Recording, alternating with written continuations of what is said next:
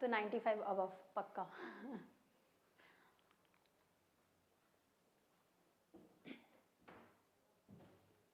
चलो स्टार्ट करें।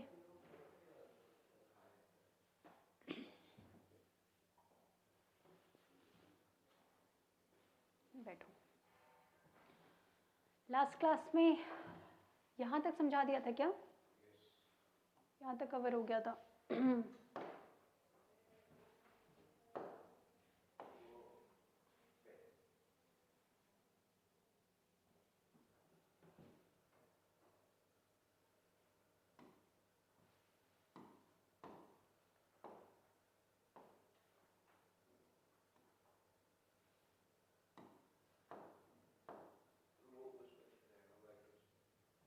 अच्छा ओके,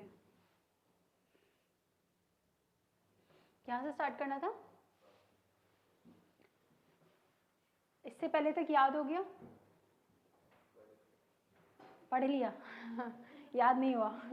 बट पढ़ने से काम नहीं चलेगा ना, एग्जाम में तो लिखना पड़ेगा, तो उसके लिए याद होना चाहिए। याद हुआ कि नहीं? याद करना पड़ेगा बेटा, क्योंकि 3 को है ना, 3 मार्च को साइंस का एग्जाम है। और हालांकि अभी तो मैं सिर्फ बायो पढ़ा रही हूँ, फिजिक्स केमिस्ट्री कौन पढ़ा रहा है? विकास सर। तैयारी हो गई है फिजिक्स केमिस्ट्री की पूरी? तुम्हारी हो गई है? बेटा मैं आपका नाम भूल गई। आर्यन और अंशिका। चलो, reproduction in human beings. Human beings में रिप्रोडक्शन कैसे होता है? रिप्रोडक्शन का मतलब तो समझाने की जरूरत नहीं है, ठीक है। रिप्रोड्यूस का मतलब again and again production. Human beings में प्रोडक्शन के लिए पहली बात तो ये बताइए, ह्यूमन बींग में सेक्सुअल मोड ऑफ रिप्रोडक्शन होगा या asexual? Sexual mode of reproduction होगा। सेक्सुअल मोड ऑफ रिप्रोडक्शन का मतलब होता है 2 पेरेंट्स का इन्वॉल्वमेंट होना, ठीक है। अब देखिए ग्रोथ एंड डेवलपमेंट कैसे होगी, क्योंकि ऑलरेडी बाकी सब चीजें तो हम देख चुके हैं। Growth and development are gradual and irreversible process, किसी के भी फेज में। चाहे जूम करूं? अच्छा ओके, दिख रहा है अब?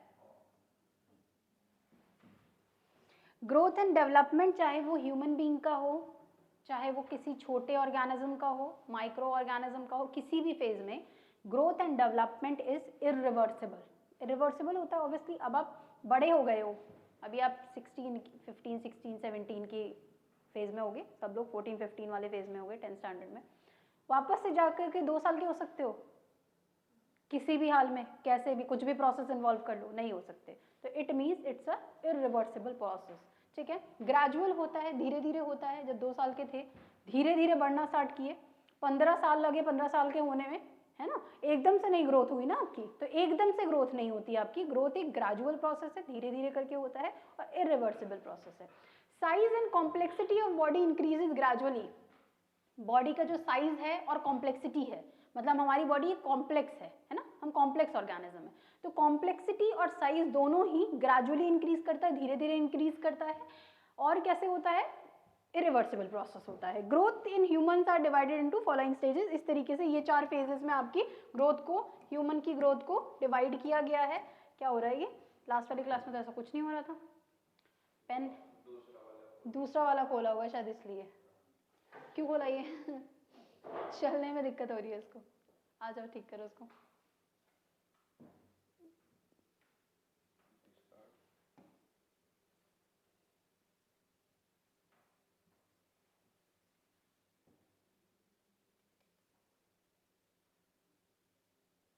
इस पे चलेगा ठीक से शायद, होपफुली। चलो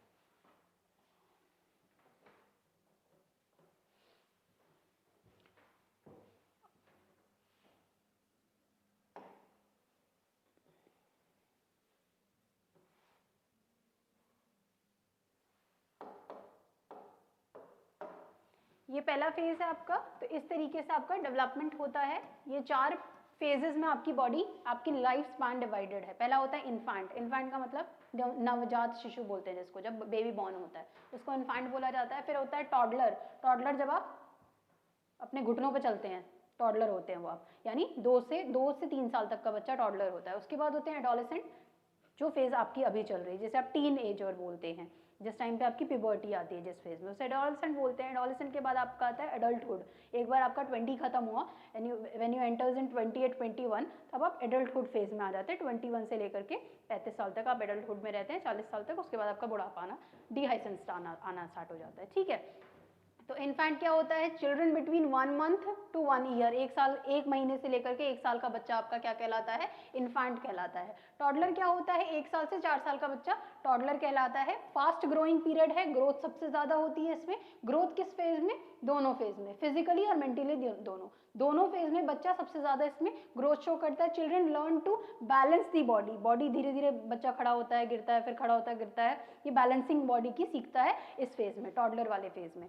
एडोलेसेंट क्या होता है? Children between ages of 11 to 19, मतलब टीन एजिंग, 11 से 19 वाला जो एज होता है वो आपका एडोलेसेंट का होता है। ये पीरियड ट्रांजिशन पीरियड होता है चाइल्डहुड से एडल्टहुड के टाइम को, जिसको हम लोग एडोलेसेंस बोलते हैं, ठीक है। ये ट्रांजिशन फेज होता है चाइल्ड से एडल्टहुड की तरफ, क्या बीच का फेज होता है, जिसको ट्रांजिशन फेज बोला जाता है, और इसको हम लोग एडोलेसेंस पीरियड बोलते हैं, और उस पर्सन को हम एडोलेसेंट बोलते हैं, ठीक है। एडल्टहुड क्या होता है? It is from the age of 18 years and onward, 18 साल से ऊपर का बच्चा, अब बच्चा नहीं है वो, फर्दर एडल्ट बन चुका है। An individual attains full growth, पूरी ग्रोथ आ चुकी है बॉडी की। आपने सुना होगा फीमेल्स के केस में जब उनकी मेंसेस स्टार्ट हो जाते हैं, पीरियड स्टार्ट हो जाते हैं, तो उनकी ग्रोथ रुक जाती है, होती है थोड़ी बहुत, ऐसा नहीं कि एकदम सीज हो जाती है, थोड़ी बहुत होती है, लेकिन बहुत ज्यादा डेवलपमेंट नहीं होता ग्रोथ का, ठीक है। तो जब पीरियड स्टार्ट हो गए तो मेंसेस में बॉडी की ग्रोथ डेवलपमेंट रुक गई, धीरे धीरे हो रही है।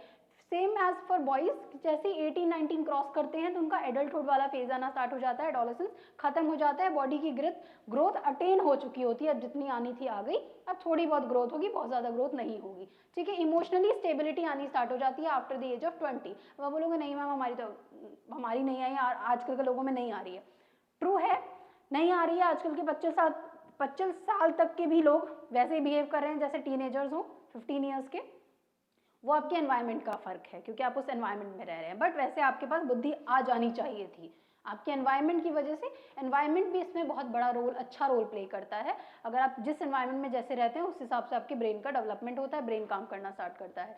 क्या career and shouldering responsibilities are priorities? Okay, हाँ okay. Career and shouldering responsibility का मतलब है आपके करियर का और आपके ऊपर कितना बोझ है, वो आपकी प्रायोरिटीज होती हैं। ये तो बस स्लाइड में एंटर करने के लिए लिखा गया। ये सब पॉइंट्स एंटर करते हो तो भी ठीक है, नहीं करते हो तब भी कोई प्रॉब्लम नहीं है। प्यूबर्टी क्या है? ये है काम की चीज जो आपके एनसीईआरटी के अकॉर्डिंग इंपॉर्टेंट है। प्यूबर्टी क्या होता है? ये वो पीरियड है कब का? During which the reproductive system matures in boys and girls. Boys and girls में ये वो टाइम पीरियड है, प्यूबर्टी वो टाइम पीरियड होता है जिसमें बॉडी के अंदर, किसी भी लड़के और लड़की के अंदर मैच्योरिटी आती है रिप्रोडक्टिवली। मेंटली यहाँ पे मैच्योर होने की बात नहीं हो रही है, इमोशनली मैच्योर होने की बात नहीं हो रही है। आपकी बॉडी मैच्योर होगी to produce new organism, to produce gametes. इस तरीके से इस पर्टिकुलर फेज को हम प्यूबर्टी बोलते हैं। गर्ल्स के अंदर जो प्यूबर्टी होती है वो बिगिन होती है 11 ईयर्स पर, 11 टू 12 ईयर्स पे। ये कोई सर्टेन एज नहीं है कि 11 मतलब जैसे ही 11 पहुंची लड़की उसको प्यूबर्टी आना स्टार्ट हो जाएगी। एक रेंज है 11 से 13 साल के बीच में, किसी को 11 पे आता है, किसी को 12 को पे, किसी को 13, और कुछ एक्सेप्शनल केसेस हैं जो 13 के बाद भी आते हैं। तो ऐसा नहीं कि उनकी बॉडी खराब है, फेज है, ये रेंज है, वेरी कर जाता है, ठीक है। बॉयज के केस में ये 12 से 14 साल के बीच में आती है, यानी ये वो टाइम पीरियड है जब आपकी बॉडी रिप्रोडक्टिवली एक्टिव हो जाएगी। मेल्स के केस में स्पर्म का प्रोडक्शन स्टार्ट हो जाएगा, फीमेल्स के केस में एग का प्रोडक्शन स्टार्ट हो जाएगा और मेंस्ट्रुअल साइकिल स्टार्ट हो जाएगी। Puberty continues till the age of 18, puberty continues till the age of 18 years. इसका क्या मतलब है कि उसके बाद से आप अडल्टहुड फेज में आ गए। तो प्यूबर्टी का रिलेशन किसके साथ है? एडोलेसेंस के साथ था। तो तब तक ये कंटिन्यू करती है, कंटिन्यू तो थ्रू आउट मतलब 40-45 ईयर्स तक करेगी। मेनोपॉज एक फीमेल के अंदर 45 ईयर्स टू 50 ईयर्स के बीच में आता है। तो क्या तब तक हमारी बॉडी डेवलप कर रही है? नहीं, आपकी बॉडी में डेवलपमेंट हो गया 18 से 20 साल तक के बीच में। अब जो डेवलपमेंट हो रहा है वो आपका इमोशनली हो रहा है, बाकी आपकी बॉडी डेवलप हो चुकी है। तो इसका मतलब ये हुआ कि 11 साल की कोई भी गर्ल मदर बन सकती है, 11 साल की कोई भी गर्ल मदर बन सकती है बॉडी से। यस, इट इज ट्रू, क्योंकि उसकी बॉडी रिप्रोडक्टिवली एक्टिव हो गई है। लेकिन emotionally that girl is not prepared for being a mother, ठीक है। सेंटिमेंटली वो नहीं प्रिपेयर्ड है, बॉडी ने रिप्रोडक्टिवली एग का प्रोडक्शन स्टार्ट कर दिया, इसलिए हम बोल सकते हैं कि वो मदर बन सकती है 11 साल की बच्ची, ठीक है। नेक्स्ट आ जाइए, चेंजेस क्या क्या होते हैं। बॉडी के अंदर इस दौरान क्या क्या चेंजेस आते हैं? फीमेल की बात करें, बॉयज की बात करें, बॉयज के बारे में बात करें तो टेस्टिस मैच्योर हो जाते हैं। टेस्टिस क्या होते हैं? टेस्टिस आपके वो ऑर्गन्स हैं जो बॉडी के बाहर प्रेजेंट होते हैं, पाउच लाइक स्ट्रक्चर में प्रेजेंट होते हैं, जिसको स्क्रोटम बोला जाता है। क्वेश्चन यहाँ से कई बार आ जाता है कि why scrotum is present outside abdominal cavity. हमारी मतलब गर्ल्स की बॉडी के अंदर हर एक ऑर्गन बॉडी के अंदर प्रेजेंट है, but in case of boys why this organ is present outside the body. सब कुछ तो अंदर है तो उसको भी अंदर ही रहना चाहिए था, but why it is so? तो बिकॉज टेस्टिस में स्पर्म का प्रोडक्शन होना है, testis has to go through the production of sperm, formation करना है उसको स्पर्म का, और स्पर्म के फॉर्मेशन के लिए आपकी बॉडी का टेम्परेचर 37 डिग्री सेल्सियस फिक्स्ड है। इतना टेम्परेचर हाई टेम्परेचर माना जाता है for the production of sperm, तो उतने टेम्परेचर पे आपकी बॉडी प्रोड्यूस नहीं कर पाएगी स्पर्म को, इसलिए उसको बॉडी से बाहर निकालना पड़ेगा। ठीक है, टेस्टिस मैच्योर होते हैं ना, स्टार्ट्स प्रोड्यूसिंग स्पर्म। बॉयज के अंदर जब प्यूबर्टी आएगी तो ये चेंज आएगा। चेंज गर्ल्स में क्या आएगा? Ovaries mature and start producing ovum, ये ओवम रिलीज करेगी, मेंस्ट्रुअल साइकिल बिगिन हो जाएगा। ठीक है, पहला पॉइंट। दूसरा point, pectoral girdle, shoulder girdle grows. Boys के अंदर ये वाला जो पार्ट होता है वो ब्रॉडर होना स्टार्ट हो जाता है धीरे धीरे, शोल्डर गर्डल या पेक्टोरल गर्डल बोलते हैं इसको, इसको पेल्विस गर्डल बोलते हैं, पेल्विक बोलते हैं, इसको पेक्टोरल बोलते हैं। गर्डल का मतलब होता है हड्डी, ये वाला पोर्शन, तो ये वाला पोर्शन धीरे धीरे बढ़ना स्टार्ट हो जाएगा। पेक्टोरल गर्डल याद नहीं रहता तो आप यहाँ पे simple shoulder start to grow भी लिख सकते हैं। ठीक है, start to grow, bigger, in size, ये सब लिख सकते हैं आप। इनके केस में क्या होता है? पेल्विक गर्डल या hip girdle becomes large, enlarge हो जाता है फीमेल्स के केस में। Hair growth to pubic areas, pubic areas मतलब प्राइवेट पार्ट्स में आपके हेयर ग्रोथ स्टार्ट हो जाती है, बोथ मेल्स एंड फीमेल्स के केस में। इसके अलावा आर्मपिट्स में, हाथों के नीचे आर्मपिट्स में भी आपकी ग्रोथ होती है, मेल्स एंड फीमेल्स दोनों के केस में भी हेयर्स की ग्रोथ स्टार्ट हो जाती है, hair growth in pubic areas. The skin in the pubic region becomes darker, skin pubic region की डार्क हो जाती है। The skin in the pubic region becomes darker. Development of mustaches and beard, males के case में mustaches आएंगे, beard आएंगे। ठीक है, फीमेल के केसेस में क्या होगा? एनलार्जमेंट ऑफ ब्रेस्ट होगा। इसके अलावा development of deep voice and the voice become shrill, लड़कियां चीखने लगती है, चीखती है तो उनकी आवाजें चुभने लगती हैं, ये फेज है बॉडी का, गर्ल्स की डिजाइनिंग का। वैसे ही लड़कों की वॉइस भारी हो जाती है, डीप हो जाती है। ठीक है, तो ये नॉर्मल फेज है आपका, वॉइस डीप हो जाएगी मेल्स के केस में, फीमेल्स के केस में श्रिल हो जाती है। ठीक है, problems related to adolescent, adolescence phase में प्रॉब्लम क्या क्या आएगी? ठीक है, एडोलेसेंस का पीरियड वो वाला पीरियड है जिसमें physical, mental and emotional changes आते हैं। Adolescence is a period of physical, mental and emotional changes in human body. क्या क्या changes? The spread of growth in certain body parts creates confusion in teenagers. Teenagers क्या होते हैं? अचानक से changes आते हैं, इमोशनली आते हैं, बॉडी में चेंजेस आते हैं, फिजिकली आते हैं, और हार्मोनल इम्बैलेंस की वजह से, हार्मोन के चेंजेस की वजह से मूड में चेंज आता है। तो सर्टेन टाइम पे एडोलेसेंस के फेज में बच्चों को क्या होता है, लाइक आपके टीनेजर्स को क्या लगने लगता है कि they are different from society, बहुत जल्दी खुश होते हैं, बहुत जल्दी दुखी होते हैं, बहुत चीज़ें आसपास की जो एनवायरनमेंट की चीज़ें होती हैं बहुत ज़्यादा इम्पैक्ट करती हैं उनको। ठीक है, इसके अलावा they start feeling lonely, do not feel comfortable to share their problems with other, worrying हो जाते हैं, छोटी छोटी चीज़ों बहुत ज़्यादा इम्पैक्ट करती हैं, बहुत ज़्यादा वरिड रहते हैं। ये सब फेज हैं आपकी लाइफ के, तो ये प्रॉब्लम्स कुछ कुछ पॉइंट आप डाल सकते हैं। Teenagers become highly sensitive about someone's opinion, उसने मेरे बारे में ये बोल दिया, फलाने ने मेरे बारे में ये बोल दिया, उसके बोलने से, ये सब बहुत फर्क पड़ता है इस वाले एज में। अब मेरी एज में जब पहुंच जाओगे तो तुम्हारे सामने भी कोई कुछ बोल के जाएगा, बोला, कोई फर्क नहीं पड़ेगा, आंसर देने का कभी मन करेगा कभी नहीं भी करेगा, वो बोला जा, ऐसा वाला फेज होगा। बट तुम्हारे फेज में जब मैं भी थी या तुम्हारे फेज में, उसने बोल कैसे दिया, पीछे भी बोला तो उसको आंसर करके आएंगे, किसी तीसरे ने आके तुमको बताया तो जाकर के लड़ने जाएंगे एकदम चढ़ा के अपनी टी शर्ट वी शर्ट की, तूने कैसे बोल दिया, मुझे सुनने में आया। ये वाला फेज है, ये सब चेंजेस आते हैं। They tend to become angry and upset very easily, बहुत जल्दी दुखी हो जाते हैं, बहुत जल्दी गुस्सा हो जाते हैं, बहुत किसी इस फेज में आपके ऑपोजिट सेक्स में आपका कोई क्रश है, लड़का का हो सकता है, लड़की का हो सकता है, उसने उसको बोल दिया कुछ मेरे बारे में, उतने में ही खुशी हो जाएगी, वो खुश होने वाला फेज आ जाता है। This is a time period. They prefer the company of person their age, अपनी एज की कंपनी, अपने एज के लोगों के साथ रहना ज़्यादा प्रेफरेबल रहते हैं इस टाइम पे। लोगों को अपने पेरेंट्स दुश्मन लगने लगते हैं, पेरेंट्स जो भी बोलते हैं, सजेस्ट करते हैं, वो गलत ही बोलते हैं, उनको कुछ नहीं पता होता है। इस टाइम पे ये वाला जो फेज होता है उनको यही लगता है कि उन्हें कुछ नहीं पता है, आपको कुछ नहीं पता mummy. Due to hormonal changes they experience depression. इसके अलावा हार्मोनल चेंजेस होते हैं तो थोड़ी बहुत चीज़ें जो भी आपकी लाइफ में थोड़ी बहुत, जो कि निल के बराबर इंपॉर्टेंट है बट आपकी लाइफ में बहुत ज़्यादा इंपॉर्टेंस रखती है, और उससे बच्चे डिप्रेशन में भी चले जाते हैं। They feel the urge of become independent but the unsure about themselves. उनको लगता है कि भाई हम इंडिपेंडेंट है, हमें सब पता है, आपको कुछ नहीं पता, हम सब कुछ कर सकते हैं। उनको किसी के ओपिनियन जनरली पसंद नहीं आते हैं। पसंद किसके आते हैं? अपने एज के, जो बेसिकली तुम भी उसी फेज में हो, वो भी उसी फेज में, उसको घंटा नहीं पता कि तुम्हें क्या करना चाहिए, बट आपको अपने फ्रेंड्स का ओपिनियन ज़्यादा समझ में आता है, ज़्यादा अच्छा लगता है as compare to the elders one. ये नॉर्मल फेज है। They have many questions about sex. ठीक है, इस टाइम पे इस वाले टॉपिक से रिलेटेड बहुत अर्ज होता है to know more about things, ज़्यादा से ज़्यादा जानने की इच्छा जागरूक होती है। This makes it important to counsel them in a right manner. ठीक है, तो इससे ज़रूरी है कि इसे काउंसिल किया जाए, और अच्छे फेज में अगर इनसे आपको बचाया जाए या ऐसे कोई लोग हों जो आपका इनमें ध्यान रखे तो बाहर आना इजी हो जाता है। अदरवाइज कई बार क्या होता है कि डिफ़िकल्टी इतनी ज़्यादा बढ़ जाती है कि इससे निकलना मुश्किल हो जाता है। कई बार बच्चे इस फेज़ में बहुत ज़्यादा ट्रैप हो जाते हैं, अगर उनकी संगति अच्छी नहीं होती, एनवायरनमेंट अच्छा नहीं होता, तो वो इसमें फंस जाते हैं। ठीक है, ये एनसीईआरटी का डायग्राम है, आप एक बार चेक करिए ये वाला डायग्राम एनसीईआरटी में गिवन है कि नहीं, दिया है ये वाला डायग्राम।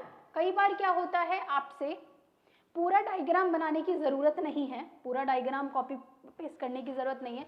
नॉर्मल फेज में कुछ कुछ का, जैसे कि sperm, penis, urethra, testis, epididymis, scrotum, ठीक है, ये सब के बारे में मैं अभी एक्सप्लेन करूंगी। काउपर्स ग्लैंड आप छोड़ सकते हैं, यूरिनरी ब्लैडर, इनकी लोकेशन थोड़ी बहुत पता हो अपनी एनसीईआरटी के अकॉर्डिंग, तो डायग्राम इधर उधर थोड़ा बहुत चलेगा, लेबलिंग सही कर देंगे, नंबर मिल जाएंगे। ये डायग्राम इंपॉर्टेंट है, आप ये समझ लीजिए, दिस इज इंपॉर्टेंट, एग्जाम में आ सकता है। ऐसे नहीं आएगा कि आप बनाइए, अगर एग्जामिनर ने क्वेश्चन थोड़ा सा टफ बनाया तो वो ये भी लिख सकता है ड्रॉ मेल डायग्राम या ड्रॉ फीमेल डायग्राम, बट अगर वो नहीं भी लिखता है और आपको मेल डायग्राम एक्सप्लेन करने के लिए आता है या मेल रिप्रोडक्टिव ऑर्गन एक्सप्लेन करने के लिए आता है, और अगर ये 3 से ज़्यादा नंबर में पूछा गया, 3 नंबर, 4 नंबर, 5 नंबर में तो पॉसिबिलिटी बहुत कम है, तो आपका, अगर आपको पूरे नंबर चाहिए तो आपको डायग्राम बनाना पड़ेगा। अगर आप डायग्राम नहीं ड्रॉ करेंगे और सिर्फ एक्सप्लेन करके सोचेंगे आपको 3 नंबर 4 नंबर मिल जाए, तो पॉसिबिलिटी बहुत कम है। अगर कोई वैसा ही एग्जामिनर होगा जो कॉपी चेकिंग करने बैठेगा तो तुम्हें देगा, अदरवाइज नहीं देगा कोई भी, तुमको पूरे नंबर। ठीक है, क्या है इसका डायग्राम का, समझते हैं।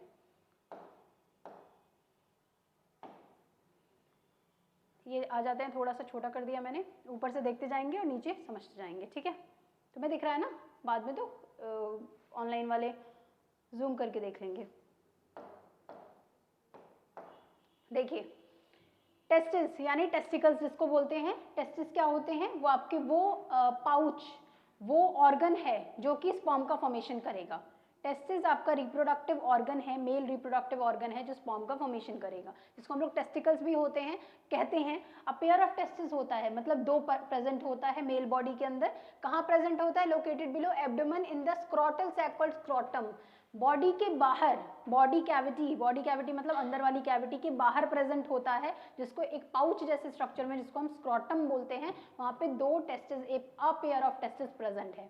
ठीक है, द टेस्टिस प्रोड्यूसेस, क्या प्रोड्यूस करता है? मेल गैमीट प्रोड्यूस करता है या फिर स्पर्म प्रोड्यूस करता है, जिसको हम लोग जर्म सेल बोलते हैं। इसको बाहर मेंटेन करने के लिए 2 से 3 डिग्री सेल्सियस बॉडी का कम चाहिए, मतलब हमारी बॉडी का टेम्परेचर है 37 डिग्री सेल्सियस। अब मैंने आपको थोड़ी देर पहले बोला कि स्पर्म के फॉर्मेशन में, स्पर्म का फॉर्मेशन करना है, बॉडी 37 डिग्री सेल्सियस पे फॉर्मेशन नहीं कर पाएगी स्पर्म की, तो बॉडी से 2 से 3 डिग्री कम। कई बार बच्चे कंफ्यूज हो जाते हैं, लिख के आ जाते हैं 2 to 3 डिग्री सेल्सियस टेम्परेचर चाहिए, बेटा जम जाएगा स्पर्म। 2 से 3 डिग्री सेल्सियस नहीं चाहिए, 2 से 3 डिग्री कम चाहिए। 37 से 2 से 3 कम करोगे तो 34 to 35 के अराउंड चाहिए उसको, 33 to 35 के अराउंड उसको टेम्परेचर चाहिए, और इतना ही टेम्परेचर होता है आपके एब्डोमेन का, जिसकी वजह से ये स्पर्म का प्रोडक्शन कर पाता है। ठीक है, उसके बाद आता है temperature, scrotum is located outside the body cavity, और इसी वजह से इतने टेम्परेचर को मेंटेन करने के लिए बॉडी के बाहर प्रेजेंट है। ठीक है, नेक्स्ट आता है एपिडिडाइमिस। एपिडिडाइमिस क्या होता है बेटा? देखो, सबसे पहले आपका ये रहा, दिस इज स्क्रोटम, डायग्राम के अंदर समझते हैं। स्क्रोटम क्या है? पाउच लाइक स्ट्रक्चर, सबसे बाहर वाला स्ट्रक्चर को हमने स्क्रोटम बोला। इसके अंदर प्रेजेंट है आपका टेस्टिस, उसमें आपके स्पर्म का फॉर्मेशन होगा। टेस्टिस के अंदर स्पर्म बनेगा और कहाँ से पास करेगा? एक ये highly coiled structure, highly coiled इस तरीके का स्ट्रक्चर होता है जिसको हम लोग एपिडिडाइमिस बोलते हैं। एपिडिडाइमिस से ये पास करेगा ऊपर की तरफ, कहाँ? वास डिफरेंस में पास करेगा। इसी तरीके से सीक्वेंशियल अरेंजमेंट देखना है आपको। सबसे पहले टेस्टिस में आपका फॉर्मेशन हुआ स्पर्म का, सबसे पहले टेस्टिस में फॉर्मेशन हुआ। अपनी आपकी बुक है बेटा? घर पे बेटा एनसीईआरटी लानी थी, उसके साथ बैठो, डायग्राम देखना है, इसमें समझ में नहीं आएगा। टेस्टिस के अंदर फॉर्मेशन होगा स्पर्म का, टेस्टिस में स्पर्म का फॉर्मेशन हुआ, स्पर्म पास ऑन करेगा एपिडाइमिस के थ्रू। डायग्राम को देखते हुए समझने की कोशिश कीजिए, तभी याद होगा, अदरवाइज याद नहीं होगा। फिर आपका ये एपिडाइमिस से कहाँ गया? वास डिफरेंस के अंदर गया। वास डिफरेंस क्या है? एक ट्यूब है जो कि आपके स्पर्म को लेकर के जा रही है, पैसेज है। वास डिफरेंस यानी स्पर्म डक्ट भी बोला जाता है इसको, इससे आपका स्पर्म आगे की तरफ पास करेगा। तो एपिडाइमिस क्या था? Tube present in the testis, testis के अंदर प्रेजेंट है, join to form a epididymis, यही जॉइन होती है तो बनाती क्या है? एपिडिडाइमिस बनाती है। The epididymis store sperm temporarily, temporarily store करता है ये स्पर्म को एपिडिडाइमिस, क्योंकि इसको वास डिफरेंस के पास पहुंचाना है। वास डिफरेंस क्या है? एक ट्यूब है, डक्ट है, जहां से आपका स्पर्म ऊपर की तरफ पास करेगा। ठीक है, वास डिफरेंस क्या है? Each epididymis continues further as a sperm duct और वास डिफरेंस, यही आगे जाकर के ऊपर की तरफ जाएगी तो वास डिफरेंस बना लेगा। ठीक है, each vas deferens unites with a tube coming from the urinary bladder and on either side, यानी दोनों साइड से दो वास डिफरेंस होगा। ठीक है, एक साइड से दो टेस्टिस है, दोनों साइड से आ रहा होगा, तो दो वास डिफरेंस आकर के कंबाइन करेगा और कहाँ जाकर के मर्ज करेगा? यूरिनरी ब्लेडर के अंदर। क्यों बेटा? क्योंकि यूरिनरी ब्लेडर से घूम करके यूरेथ्रा के थ्रू जो फीमेल होती है, फीमेल के अंदर यूरेथ्रा क्या है? यूरेथ्रा क्या, कौन सा ट्यूब है? यूरेथ्रा आपका एक्सक्रीटरी सिस्टम का ट्यूब है जो बॉडी से एक्सक्रीट वेस्ट कर रहा है, वेस्ट आपका बॉडी से बाहर निकाल रहा है यूरिन के फॉर्म में।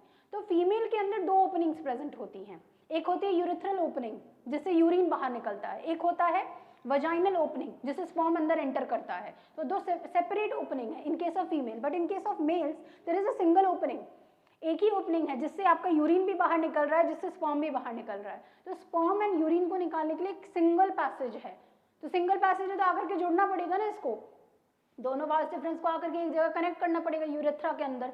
तो यही था, स्पर्म डक्ट आया आकर के, दस urethra is the common passage for sperm and urine, इसलिए यूरेथ्रा जो होता है कॉमन पैसेज होता है स्पर्म का और यूरिन का। समझ में आया कॉन्सेप्ट? आगे बढ़े।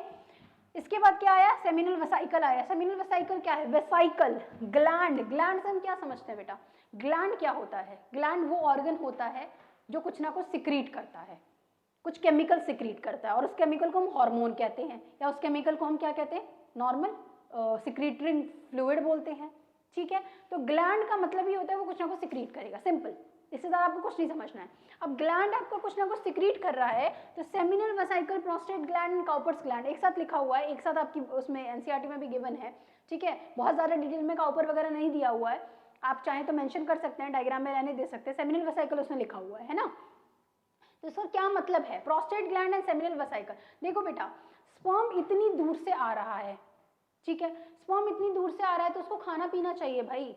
उस आप पैसेज देखो ना, कितना बड़ा पैसेज है, बॉडी के बाहर, मेल बॉडी के बाहर बन रहा था, मेल बॉडी को पूरा अंदर गया, अंदर बॉडी के अंदर गया, उसको पैसेज उसने क्लियर किया, पीनिस के थ्रू पूरी एनलार्ज बॉडी को उसने कवर किया, फिर फीमेल बॉडी में जाते ही उसकी मीटिंग नहीं हो रही है, वजाइनल ट्रैक्ट को कवर किया, अंदर जाकर के यूट्रस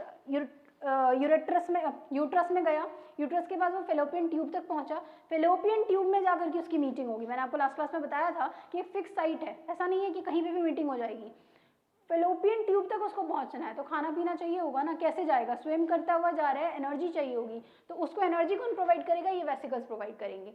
सेमिनल वेसाइकल कुछ फ्लूइड रिलीज करता है, प्रोस्टेट ग्लैंड अपना फ्लूइड देता है, काउपर्स ग्लैंड अपना फ्लूइड देता है, ये तीनों फ्लूइड देते हैं जो उसके लिए एज अ फूड काम करते हैं, सोर्स ऑफ एनर्जी काम करते हैं।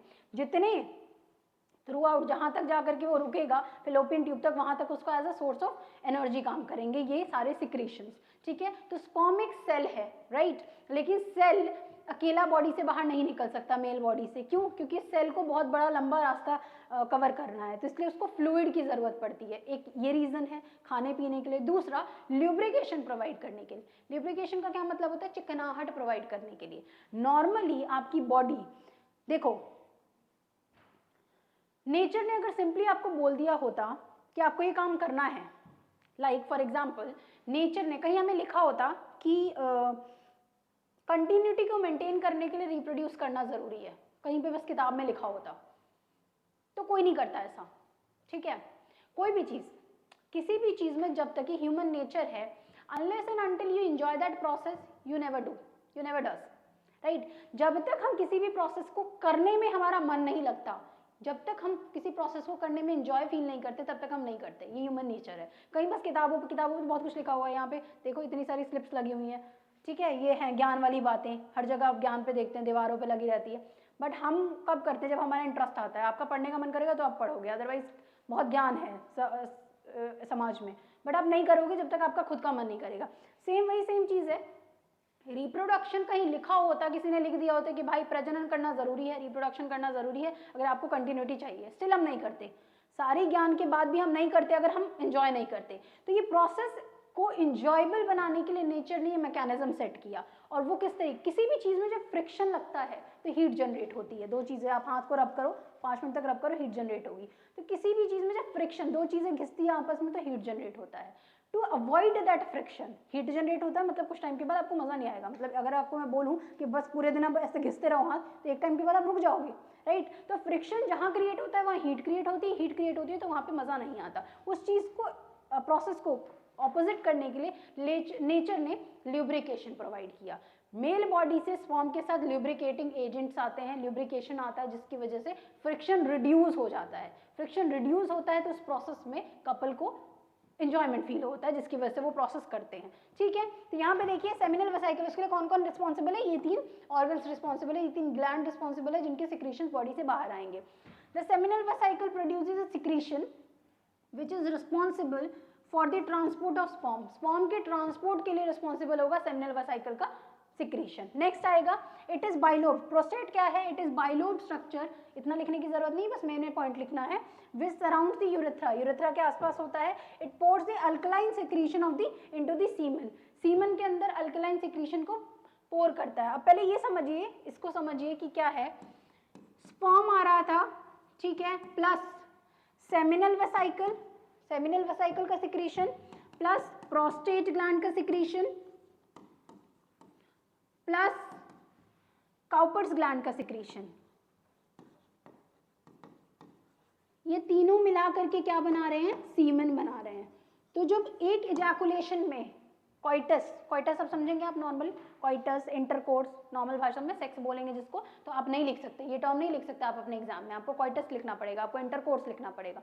इंटरकोर्स के दौरान या किसी भी सेक्सुअल एक्टिविटी के दौरान जो मेल बॉडी से बाहर आता है वो स्पर्म नहीं होता है, क्योंकि अकेला सेल बाहर नहीं आ सकता, वो स्पर्म के साथ सेमिनल वेसिकल का सिक्रीशन, प्रोस्टेट ग्लैंड का सिक्रीशन, काउपर ग्लैंड का सिक्रीशन होता है, यानी वो सीमन होता है, ठीक है। तो मेल बॉडी से जो बाहर आता है वो सीमन होता है। तो आप अपने एग्जाम में जब आंसर्स को लिखेंगे तो आप बार बार टर्म सीमन यूज करेंगे, कहीं आप नोट डाल करके ब्लैक पेन से हाईलाइट करके लिख सकते हैं कि semen is equal to sperm plus seminal vesicle fluid plus prostate gland का फ्लूइड प्लस काउपर ग्लैंड का फ्लूइड, ये तीनों मिल करके बनाते हैं सीमन।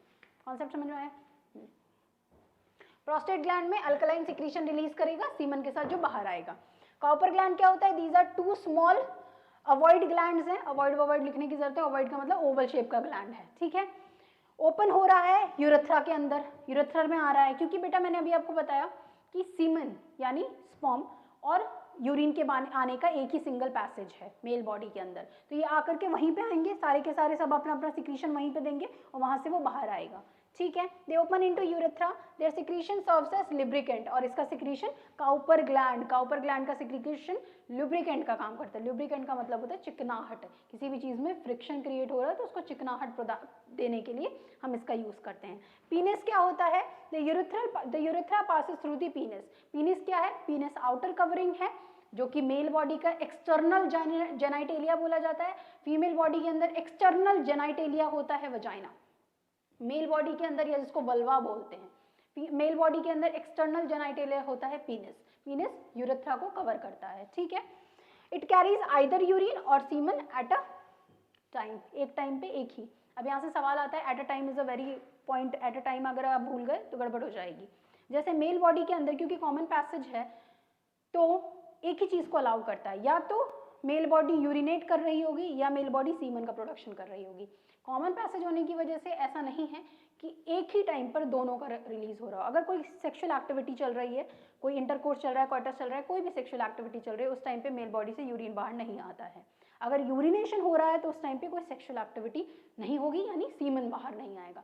एक टाइम पे एक ही बाहर आएगा क्योंकि एक कॉमन पैसेज है। अब ऐसा क्यों होगा ये क्लास 12th में पढ़ेंगे, क्या चीज़ें हैं जो कि एक ही को सप्लाई कर रही है। ऐसी पॉसिबिलिटी है ना कि सेक्सुअल एक्टिविटी के टाइम पे कोई यूरिनेशन हो, फीमेल बॉडी में पॉसिबल है कि उसको यूरिनेशन हो रहा है क्योंकि उनकी ओपनिंग्स अलग अलग हैं, लेकिन मेल बॉडी में पॉसिबल नहीं है कि सेक्सुअल एक्टिविटी के दौरान यूरिनेशन हो रहा है। ये बहुत ही कॉमन चीज़ है, लेकिन इसको हम क्लास 10th में नहीं पढ़ेंगे कि क्यों ऐसा हो रहा है, कि अगर आप 12th में बायो लेते हैं तो आपको समझ में आएगा ऐसा क्यों हो रहा है।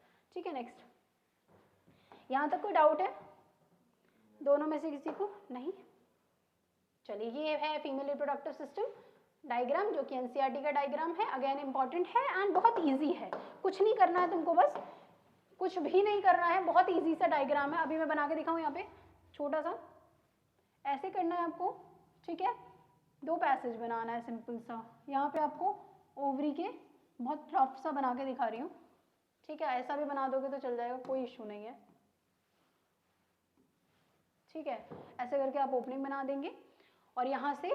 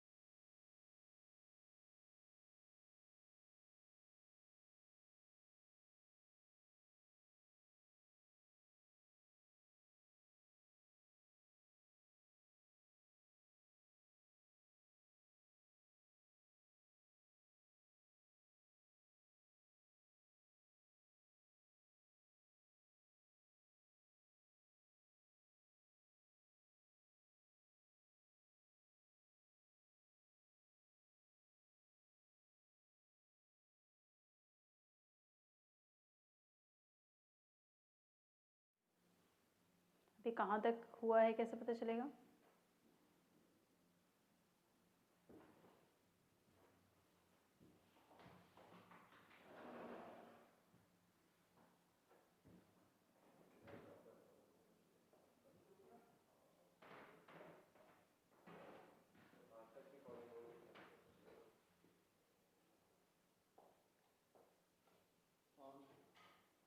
ऑन तो है सर, लेकिन कहाँ से मुझे रिपीट करना है ये कैसे पता चलेगा? कहाँ पे ये बंद हुआ था? मैंने ध्यान नहीं दिया, मैं इनको पढ़ा रही थी। आप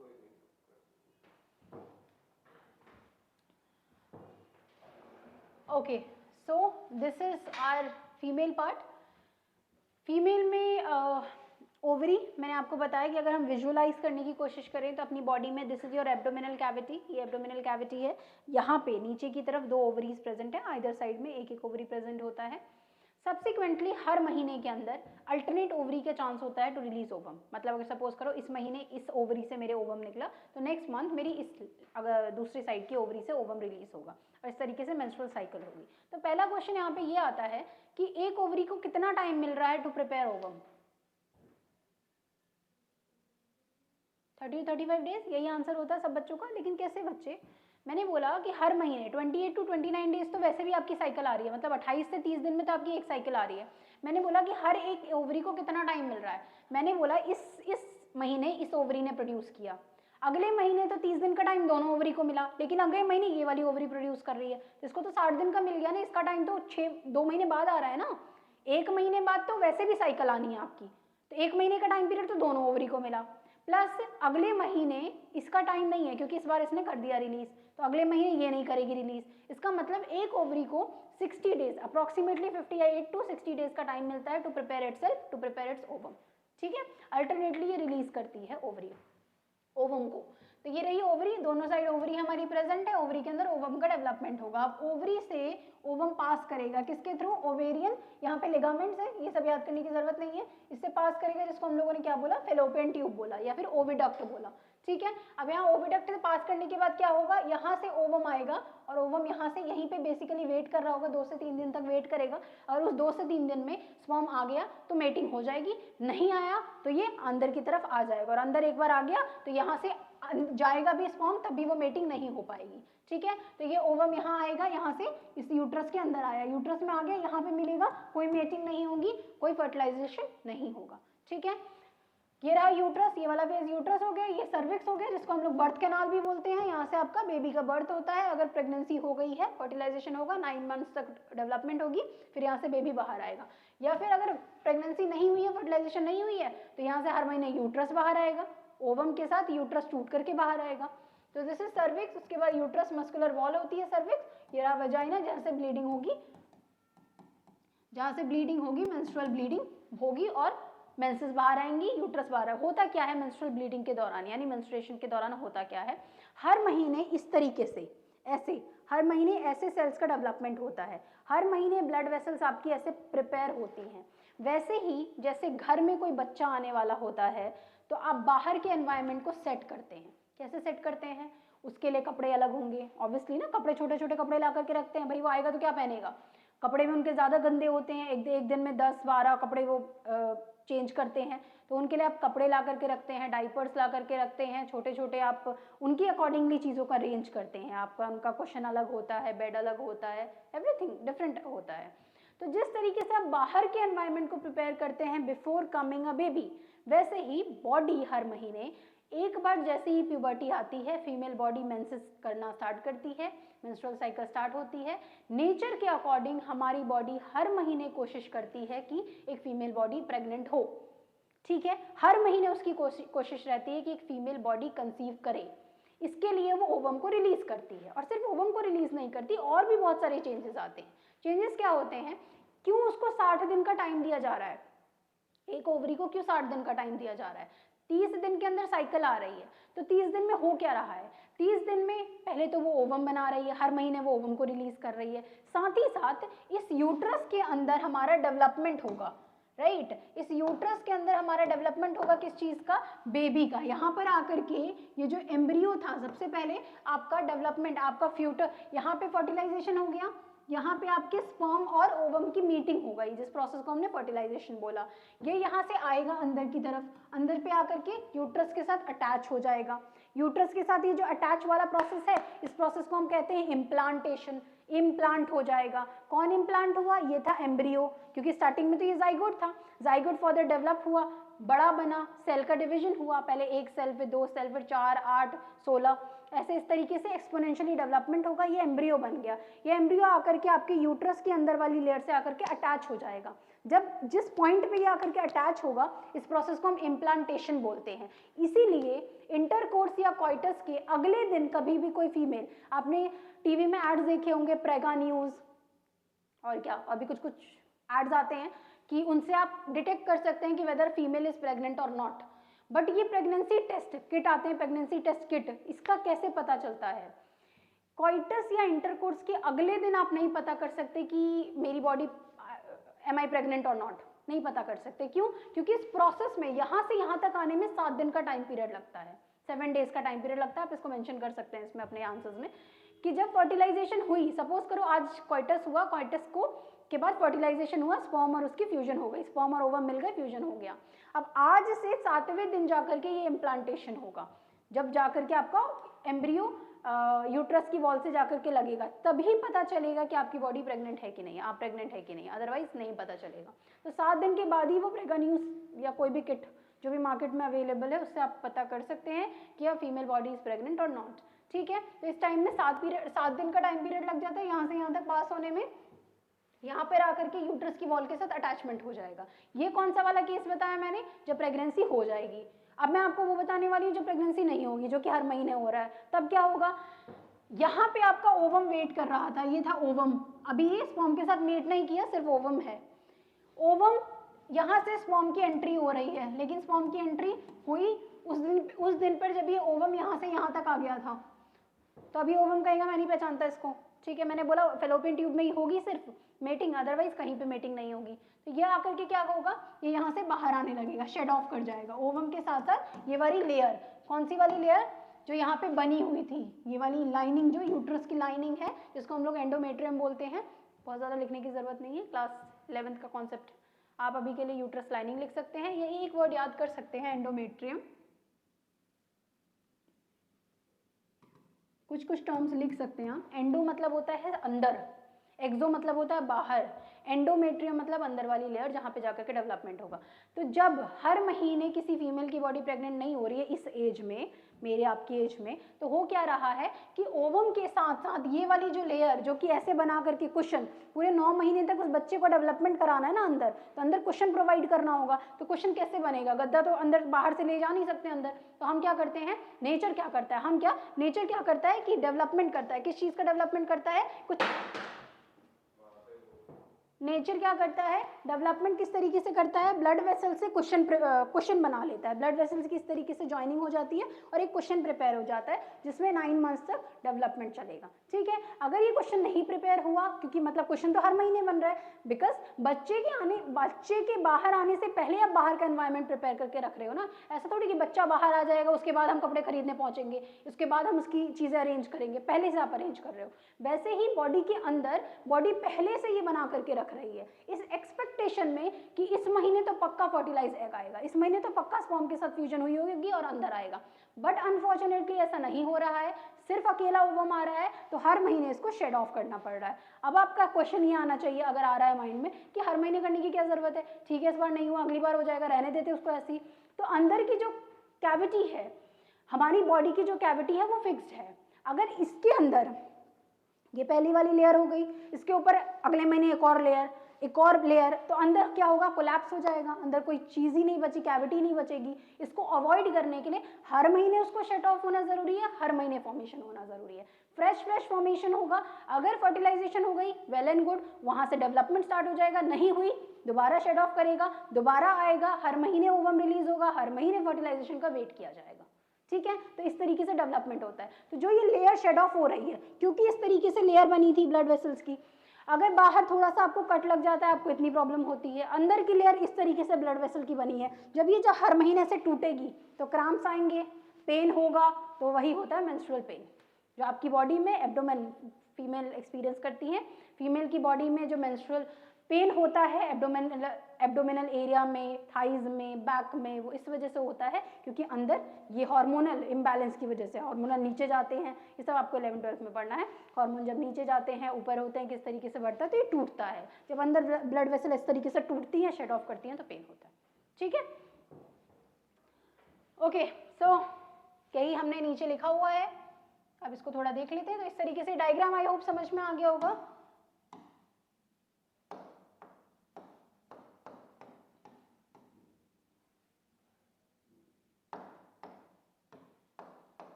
ओवरी, 2 ओवरीज प्रेजेंट हैं। कहाँ पे प्रेजेंट है, पेल्विक कैविटी के अंदर प्रेजेंट है। पेल्विक कैविटी ये वाला पार्ट होता है, पेल्विक कैविटी में प्रेजेंट है। 1 ऑन ईच साइड, दोनों तरफ एक एक प्रेजेंट है, ठीक है, यूट्रस के अंदर। 1 on each side of the uterus, uterus के दोनों साइड पे एक एक प्रेजेंट है, ठीक है। Ovary produces ova which are female gametes, ovary ova को प्रोड्यूस कर रही है जो कि एक फीमेल गैमीट है। इसके अलावा 1 ovum is release by 1 ovary every month, हर महीने एक ओवरी एक ही ओवम को रिलीज करती है। अल्टरनेटली ये प्रोसेस चलता है, अगर इस महीने लेफ्ट वाली का चांस है तो नेक्स्ट मंथ राइट वाली का टर्न होगा, ठीक है। ओविडक्ट यानी जिसको हम फेलोपियन ट्यूब भी बोलते हैं, ये जो ओवरी ने ओवम को रिलीज किया ये कहाँ पास करेगा, ओविडक्ट में पास करेगा। जैसे हमारे स्पर्म के टाइम पे हुआ, स्पर्म जैसे ही रिलीज हुआ सबसे पहले एपिडिडाइमिस में टेम्पररीली स्टोर हुआ, उसके बाद कहाँ गया, वास्ट डिफरेंस में गया। वास्ट डिफरेंस के बाद वो फर्दर यूरेथ्रा के अंदर पास होकर के बॉडी से बाहर निकला पीनिस के थ्रू। तो वैसे ही फेलोपियन ट्यूब में 2 ओविडक्ट प्रेजेंट है, दोनों साइड से आ रहे हैं क्योंकि 2 ओवरी तो 2 ओविडक्ट प्रेजेंट होंगे। दोनों ओविडक्ट या फिर फेलोपियन ट्यूब प्रेजेंट है जो कि each close to 1 ovary on each side, हर एक साइड दोनों क्लोज हैं ओवरी के कॉन्टेक्स्ट में। व्हेन एग इज रिलीज, जब एग को रिलीज किया जाएगा ओवरी से, it passes down to the uterus, ये पास करता है यूट्रस के अंदर, कहाँ, थ्रू द ओविडक्ट, ओविडक्ट से, ठीक है। यूट्रस क्या होता है, जिसको हम लोग दूसरी भाषा में एक और टर्म यूज करते हैं, वूम। यूट्रस को वूम भी बोला जाता है, जिसमें थ्रू आउट 9 मंथ्स तक डेवलपमेंट होता है बच्चे का। The uterus is hollow peer shape like structure. Peer shape था, पीछे अगर आ जाइए तो पियर शेप का मतलब क्या होता है, नाशपाती के जैसा स्ट्रक्चर होता है आपका यूट्रस का, इन्वर्टेड नाशपाती। अगर नाशपाती देखा है आपने पियर, तो पियर को जब आप उल्टा कर दोगे तो कुछ ऐसा ही स्ट्रक्चर होता है, बाहर बल्ज पोर्शन, ऊपर की तरफ थोड़ा बल्ज पोर्शन, नीचे आते आते नैनो होता चला जाता है। तो इन्वर्टेड पियर लाइक स्ट्रक्चर होता है वूम का या यूट्रस का, ठीक है। मस्कुलर ऑर्गन है, मसल्स हैं, हड्डियां नहीं है इसके अंदर, हड्डियां होती तो टूटती नहीं, ठीक है। हर महीने वो शेड ऑफ कर रही है, मतलब मसल से बनी हुई है। The inner lining of uterus is called endothelium, ठीक है। एंडोमेट्रियम या एंडोथीलियम बोला जाता है। Endothelium lining protects and nourishes the developing embryo, ठीक है। तो एंडोमेट्रियम की लाइनिंग होती है, ये एंडोथीलियम नहीं होगा, इसको करेक्ट करिएगा, एंडोमेट्रियम है ये, ठीक है। This is endometrium not endothelium. Endothelium तो क्या है, एंडोथीलियम, थीलियम वर्ड किसके लिए यूज करते हैं हम, एपिडर्मिस, एंडोथीलियम, एंडोडर्मिस, मतलब लेयर की बात हो जा रही है। गलत नहीं है टर्म, टर्म सही है, लेकिन इसकी लाइन को और स्पेसिफाई करके एंडोथीलियम ना लिख करके आप एंडोमेट्रियम लिखेंगे, ठीक है। इसके बाद आता है यूट्रस ओपन्स इनटू वजाइना। यही यूट्रस वजाइना में ओपन होता है, जिसको हम लोग बर्थ कैनाल बोलते हैं। अब आप बोलोगे बीच में मैम सर्विक्स कहाँ गायब हुआ, सर्विक्स एक पैसेज है, वजाइना और यूट्रस के बीच का जो पैसेज है उसे सर्विक्स बोलते हैं, उसको भी बर्थ कैनाल बोलते हैं। बट वजाइनल वो ओपनिंग है जिससे कि बॉडी से बाहर आएगा, अगर फर्टिलाइज हो चुका होगा तो बेबी बाहर आएगा, अनफर्टिलाइज है तो ओवम और यूट्रस की लाइनिंग बाहर आएगी in the form of menstrual cycle और मेंस्ट्रुअल ब्लीडिंग, ठीक है। The uterus opens into vagina, the vagina is a muscular narrow tube. Vagina क्या है, एक नैरो ट्यूब है। उसके बाद वल्वा, वल्वा क्या है, vagina and urethra opens into vulva. Vulva क्या होता है, वल्वा एक बाहर का पैसेज होता है जिसमें कि यूरेथ्रा भी ओपन होता है और वजाइना भी ओपन होता है। वजाइना एक ओपनिंग है, यूरेथ्रल ओपनिंग दूसरी ओपनिंग है। ये पूरे को कॉन्स्टिट्यूट करके जो एरिया बनाता है उसको हम लोग वल्वा बोलते हैं, ठीक है। ओके, नेक्स्ट आता है आपका fertilisation. What is fertilisation? Fertilisation हम छोटी सी क्लास से पढ़ते हुए आते हैं कि फर्टिलाइजेशन क्या होता है, फ्यूजन होता है मेल और फीमेल गैमीट का, चाहे वो प्लांट्स के अंदर हो या एनिमल्स के अंदर हो। मेल गैमीट और फीमेल गैमीट जब फ्यूज करती है तो उसको हम फर्टिलाइजेशन बोलते हैं। Fertilisation, the process of fusion of male gamete with female gamete is called fertilisation, ठीक है। इफ फर्टिलाइजेशन टेक्स प्लेस, अगर फर्टिलाइजेशन हो गई है, फ्यूजन हो गई है, तो प्रोसेस कैसे काम करेगा, तो फर्टिलाइजेशन अगर हो गई है तो फर्टिलाइजेशन सबसे पहले होगी कहाँ, ओविडक्ट के अंदर होगी, यानी फेलोपियन ट्यूब के अंदर होगी। फर्टिलाइजेशन अगर हो गई है तो at the time of intercourse, intercourse के दौरान semen is deposited into the females vagina. सबसे पहले कैसे ये प्रोसेस स्टार्ट होगा फर्टिलाइजेशन का, सबसे पहले सीमेन एंटर करेगा। Mark my words what I am saying, मैंने ये नहीं बोला स्पर्म एंटर करेगा, मैंने बोला सीमेन एंटर करेगा, यानी स्पर्म के साथ सेमिनल वेसिकल का फ्लूइड, प्रोस्टेट ग्लैंड का फ्लूइड, काउपर्स ग्लैंड का फ्लूइड, तीनों मिला करके एंटर करेगा फीमेल बॉडी के अंदर, वजाइना के अंदर, ठीक है।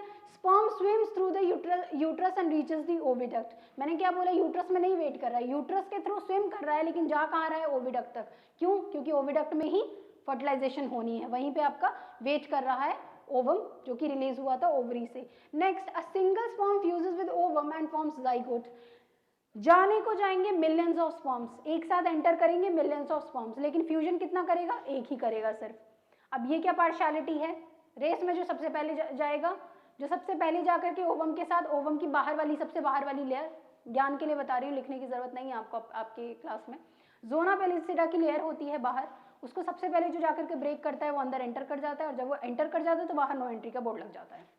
मतलब ऐसा बोर्ड नहीं लगता है, लेकिन केमिकल्स रिलीज होना स्टार्ट हो जाती हैं जिससे कि फर्दर ओवम किसी की एंट्री अलाउ नहीं करता है।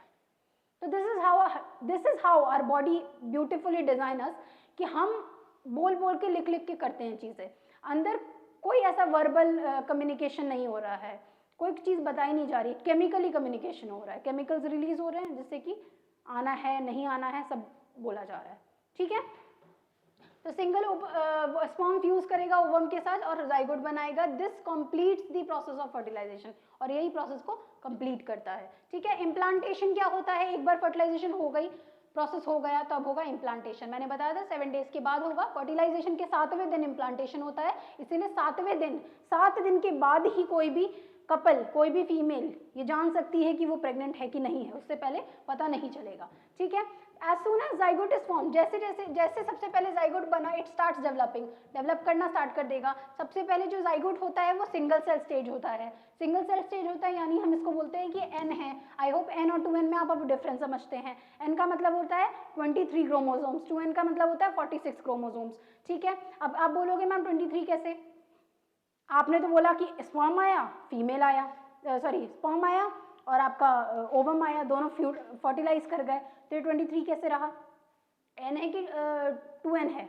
कॉमन सेंस की बात है। तो आपकी एनसीईआरटी ने, मैंने गलत लिखा इसमें जान के, 2n है, तुम लोग सर हिलाने में लगे हुए थे, 2n होना चाहिए ना। स्पर्म खुद लेकर के आया था 23 क्रोमोसोम को, स्पर्म था गैमीट ना, बट यहाँ से आया था ओवम 23 क्रोमोसोम को लेकर के, जब दोनों फ्यूज करेगा तो 2n कैसे रह जाएगा?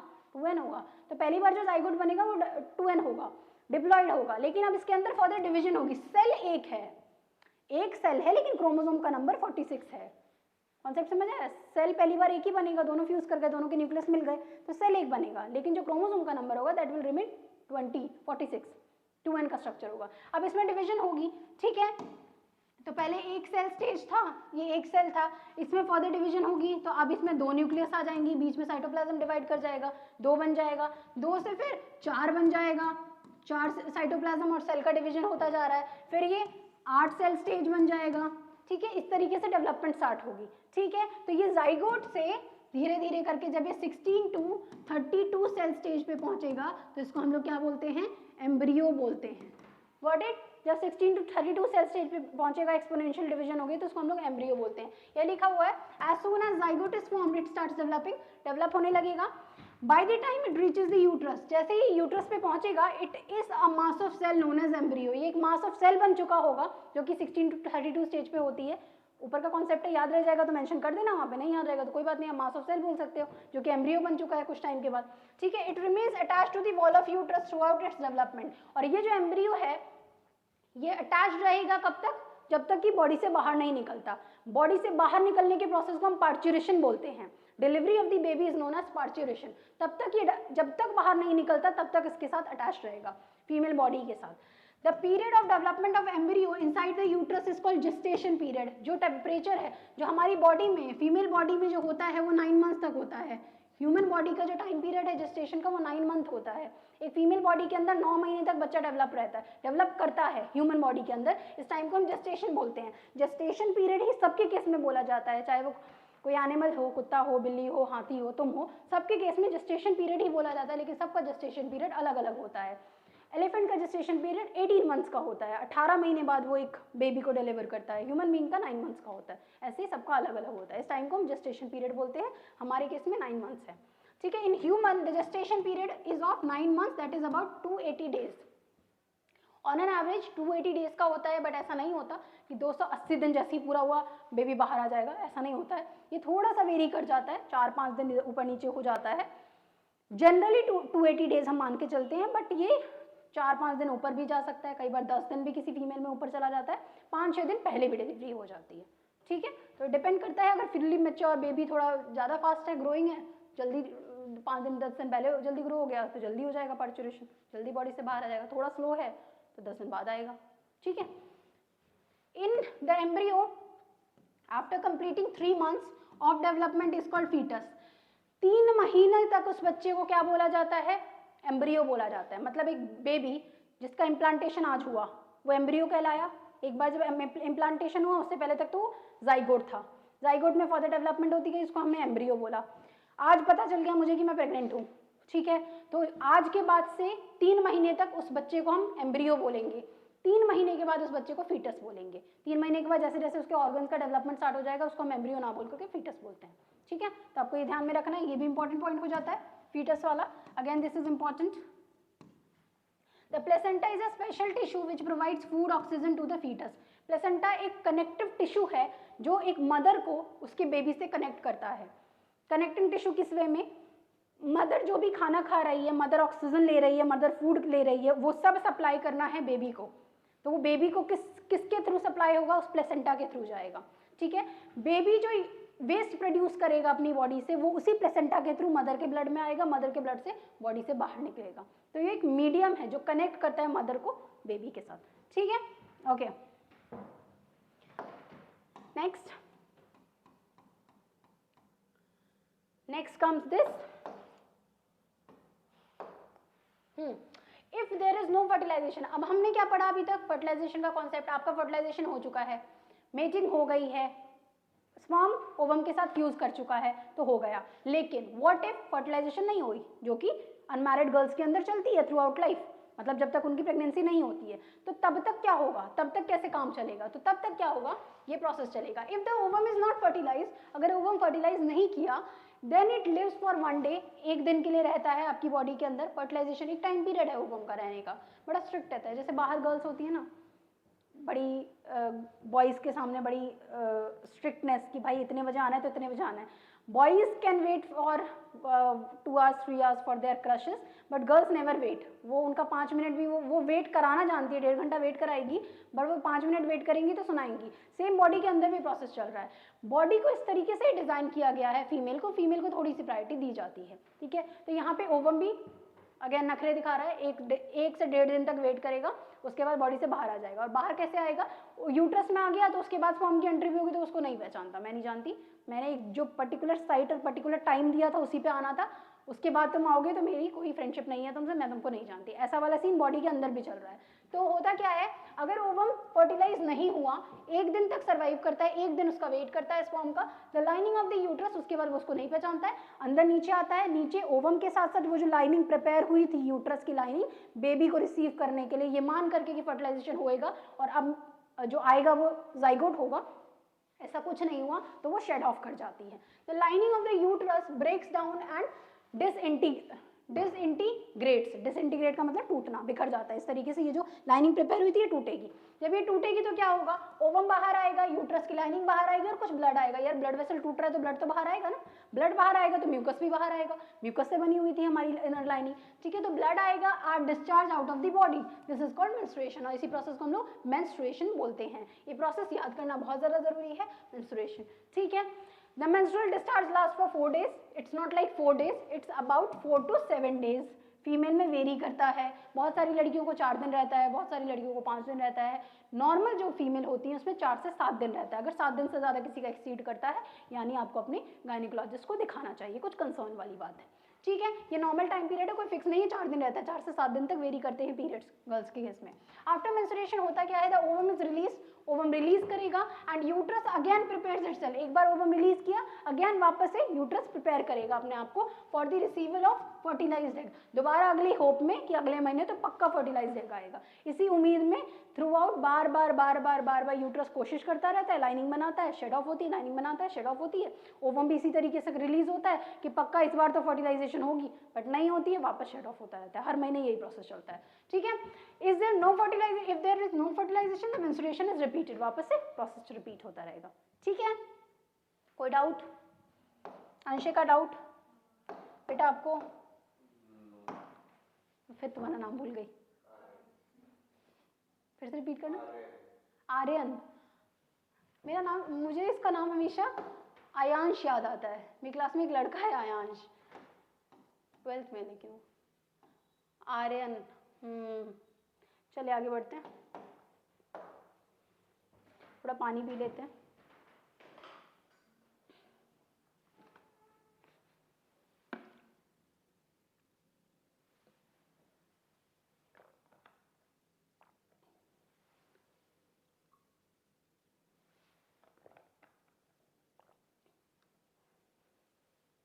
एक बार एनसीईआरटी दिखाना, रिप्रोडक्टिव हेल्थ और उसके बाद टॉपिक खत्म। चलिए नेक्स्ट टॉपिक है रिप्रोडक्टिव हेल्थ। अब इस प्रोसेस के दौरान ये जो हम काम कर रहे हैं, रिप्रोडक्शन का प्रोसेस चल रहा है, सेक्सुअल रिप्रोडक्शन हो रहा है, 2 बॉडी एक साथ कंबाइन हो रही है, फर्टिलाइजेशन का प्रोसेस चल रहा है। इस दौरान सेक्सुअली ट्रांसमिटेड डिजीज के होने के बहुत चांसेस बनते हैं, एसटीडीज जिसको बोलते हैं हम, ठीक है। तो इस दौरान हमें अपनी हेल्थ का कैसे ध्यान रखना है वो इस टॉपिक के अंदर पढ़ेंगे। रिप्रोडक्टिव हेल्थ बोलते हैं जिसको, कैसे हम अपनी बॉडी का ध्यान रख सकते हैं। सेक्सुअली ट्रांसमिटेड डिजीज, एसटीडीज, इस तरीके से लिखा हुआ आता है एग्जाम में, तो कंफ्यूज नहीं होना, कई बार इसका फुल फॉर्म पूछ देता है, what is the full form of STDs, 1 number के क्वेश्चन में। तो सेक्सुअली ट्रांसमिटेड डिजीज, यहाँ से क्वेश्चन बनेगा, ठीक है। नेक्स्ट क्या क्या है, ये 3 याद कर लो, मोर देन इनफ है। 3 और तीनों के पूरा पूरा याद करने की जरूरत नहीं है, थोड़े थोड़े दो पॉइंट्स लिखो, मोर देन इनफ है। कोई भी जो तुमको समझ में आ जाए, जो इजी लग रहा हो, दो पॉइंट याद कर लो। गोनोरिया एंड साइफिलिस दोनों क्या है, बैक्टीरिया से कॉज होने वाली प्रॉब्लम है, दोनों में बैक्टीरियाज इन्वॉल्व हैं, सेक्सुअली ट्रांसमिटेड डिजीज हैं, बैक्टीरिया से कॉज होंगी। हमको पता है ना माइक्रो ऑर्गेनिज्म डिफरेंट टाइप के होते हैं, वायरस है, बैक्टीरिया है, प्रोटोजोअन्स है, किसी भी तरीके से बीमारी हो सकती है। तो ये जो दोनों है वो बैक्टीरियल डिजीज है, gonorrhoea and syphilis. Bacteria spread through sexual contact, sexual contact के थ्रू बॉडी में एंटर करेगा ये बैक्टीरिया। जैसे ये बॉडी में एंटर करेगा क्या करेगा, जब जैसे ही एंटर करेगा वैसे ही नहीं होगा, जब बैक्टीरिया फैल जाएगा, अपना काम कर देगा, 90% काम कर देगा, तब तुमको सिम्टम्स नजर आने स्टार्ट होंगे। सिम्टम्स क्या होंगे, यूरिनेशन के दौरान बर्निंग फील होगा। ये ऐसा बायस नहीं होता कि लड़कियों में होऊंगा लड़कों में नहीं जाऊंगा, किसी भी बॉडी में जा सकता है। अगर लड़की में है तो लड़के में ट्रांसफर कर सकता है, बॉय में है तो गर्ल में ट्रांसफर कर सकता है, एक को होना चाहिए। किसी एक को है तो सेक्सुअली ट्रांसमिटेड डिजीज तभी दूसरे में ट्रांसफर करेगी, दोनों को नहीं है तो नहीं ट्रांसफर होगी। अब आप बोलोगे मैम उस एक को कैसे लगा, उस एक को लगा, हो सकता है उसके मल्टीपल पार्टनर्स हो, तुम्हें पता है कि मैं ही उसकी पार्टनर हूँ या मैं ही उसका पार्टनर हूँ, बट हो सकता है कि उस पर्टिकुलर फीमेल या मेल के मल्टीपल पार्टनर्स हो, बाहर भी अफेयर चल रहे हों और उसके फिर मल्टीपल पार्टनर्स हों उधर, तो वो कहीं से कोई बीमारी को लेकर के आया, उसने इसको ट्रांसफर किया, इसने तुमको ट्रांसफर किया, इस तरीके से पास ऑन करता है, जो कि आज की जनरेशन के लिए बहुत ही नॉर्मल पॉइंट है। तो इसलिए ये स्प्रेड ऑफ डिजीज भी बहुत कॉमन हो गया है। ठीक है, बर्निंग सेंसेशन होता है यूरिनेशन के दौरान, बर्निंग सेंसेशन फील होता है। यूरेथ्रल डिस्चार्ज होता है कंटेनिंग पस, यूरेथ्रा से डिस्चार्ज आता है जो कि पस के फॉर्म में आता है। सोर जेनाइटल थ्रेड्स मतलब जेनाइटल एरिया में, एक्सटर्नल जेनाइटेलिया फीमेल की और मेल की, पीनिस में या फिर वल्वा के एरिया में सोर्स होते हैं, यानी बड़े बड़े फोड़े विद पस आ जाते हैं, फॉर्मेशन स्टार्ट हो जाता है। बोथ डिस्चार्ज आर क्यूरेबल, लेकिन दोनों ही केसेस में both diseases are curable. Gonorrhoea syphilis curable होता है अगर स्टार्टिंग के अर्ली स्टेजेस में डिटेक्ट कर लिया जाए, अगर आपको पता चल रहा है, आप टाइम पे डॉक्टर के पास पहुंच गए, अपने सिम्टम्स बताया, तो ये क्यूरेबल है। ड्रेडफुल नहीं होता, ऐसा नहीं कि मर जाएगा इंसान, क्यूरेबल होता है, हालांकि एसटीडी है बट क्यूरेबल होता है, this is not curable. AIDS हो जाए एक बार किसी पर्सन को तो ये क्यूरेबल नहीं है, अब सीधा जान जाएगी। कोई डिजीज, इस डिजीज की कोई मेडिसिन नहीं बनी हुई है अभी तक, ना इंडिया में ना इंडिया के बाहर।